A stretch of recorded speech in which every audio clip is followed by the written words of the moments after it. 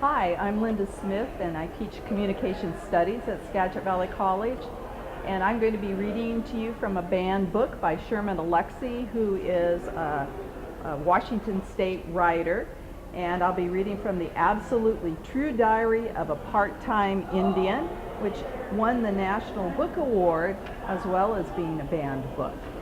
So I'm going to read from the section that's called The Black Eye of the Month Club. I was born with water on the brain. Okay, so that's not exactly true. I was actually born with too much cerebral spinal fluid inside my skull.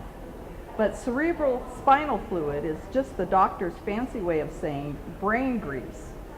And brain grease works inside the lobes like car grease works inside an engine. It keeps things running smooth and fast.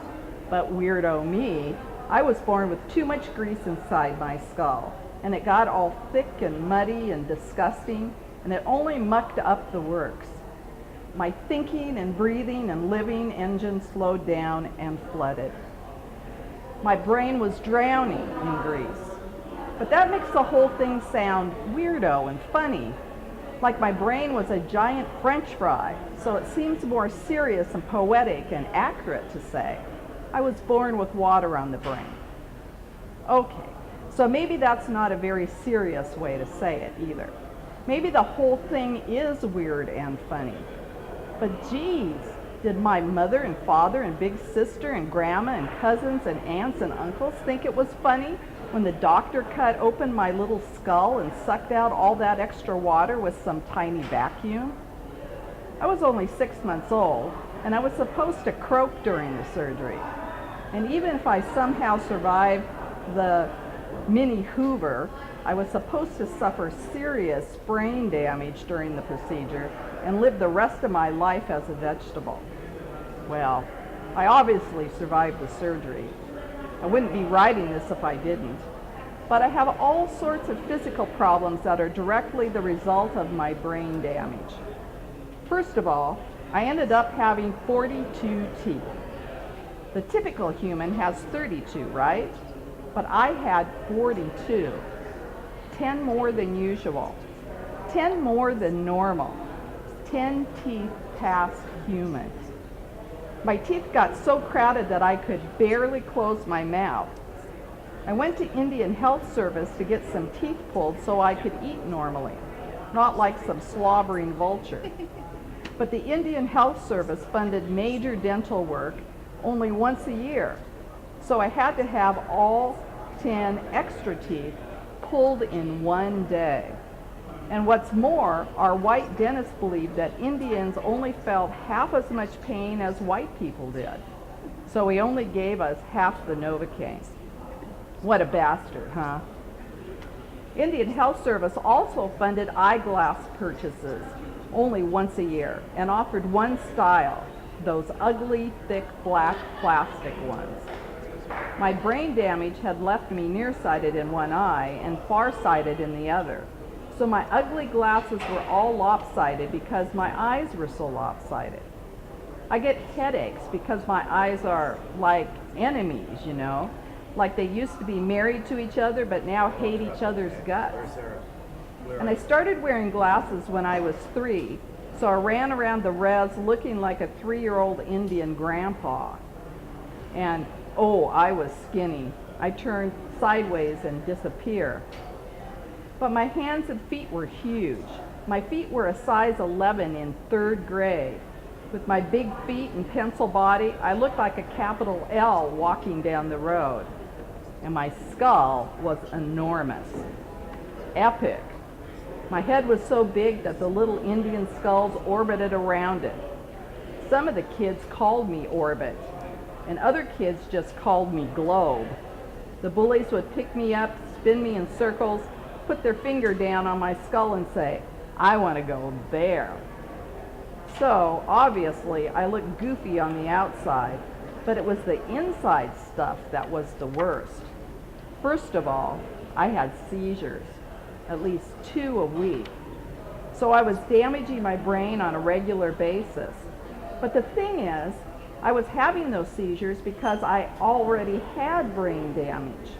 So I was reopening wounds each time I seized. Yep. Whenever I had a seizure, I was damaging my damage. I haven't had a seizure in 7 years, but the doctors tell me that I am susceptible to seizure activity. Susceptible to seizure activity. Doesn't that just roll off the tongue like poetry? I also had a stutter and a lisp. Or maybe I should say I had a stutter and a lisp. You wouldn't think there is anything life-threatening about speech impediments, but let me tell you, there is nothing more dangerous than being a kid with a stutter and a lisp. A 5-year-old is cute when he lisps and stutters. Heck, most of the big-time kid actors stuttered and lisped their way to stardom. And geez, you're still fairly cute when you're stuttering and lisping 6, 7, 8-year-old, but it's all over when you turn 9 and 10. After that, your stutter and lisp turn you into a retard. And if you're 14 years old like me, and you're still stuttering and lisping, then you become the biggest retard in the world. Everybody on the res calls me a retard about twice a day.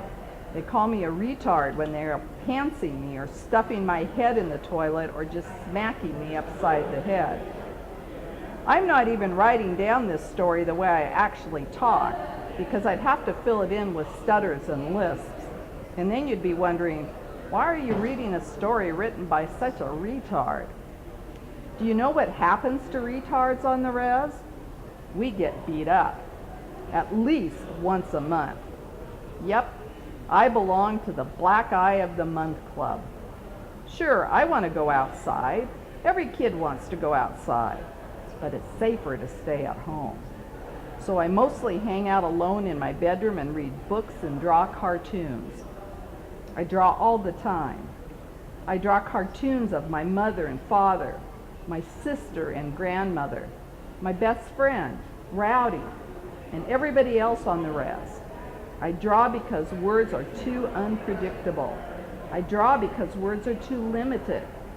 If you can speak and write in English or Spanish or Chinese or any other language, then only a certain percentage of human beings will get your meaning. But when you draw a picture, everybody can understand it. If I draw a cartoon of a flower, then every man, woman, and child in the world can look at it and say, that's a flower. So I draw because I want to talk to the world, and I want the world to pay attention to me. I feel important with a pen in my hand. I feel like I might grow up to be somebody important, an artist, maybe a famous artist, maybe a rich artist. That's the only way I can become rich and famous. Just take a look at the world. Almost all of the rich and famous brown people are artists. They're singers and actors and writers and dancers and directors and poets. So I draw because I feel like it might be my only real chance to escape the reservation.